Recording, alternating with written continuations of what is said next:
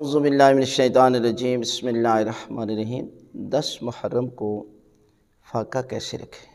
تو یہ ہے کہ شب عاشور آپ عبادت کر رہے ہیں، جاگ کر گزار رہے ہیں، تو صبح یعنی اذان فجر سے پہلے آپ کچھ کھا پی لیں، یعنی کوئی بھی چیز آپ کھا سکتے ہیں۔ جس طرح جو ہے وہ ہر جگہ انتظام ہوتا ہے صبح فاقہ رکھنے کا، آپ کچھ چیز کھا پی لیں، اور اس کے بعد سارا دن سے مراد یہ ہے ظہرین تک، یعنی آپ نے نہ کوئی پانی پینا ہے، نہ کوئی کھانا کھانا ہے، نیاز وغیرہ، یعنی کوئی چیز نہیں کھانی۔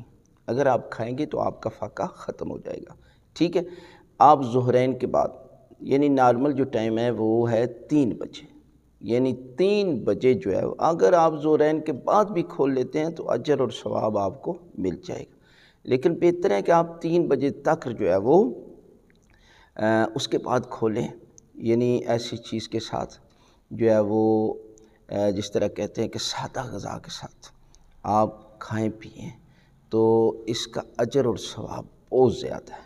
لہٰذا اگر کوئی شخص جو ہے وہ رات کو سو جاتا ہے اور صبح سویرے اذان فجر کے بعد اٹھتا ہے تو وہ کیا کرے؟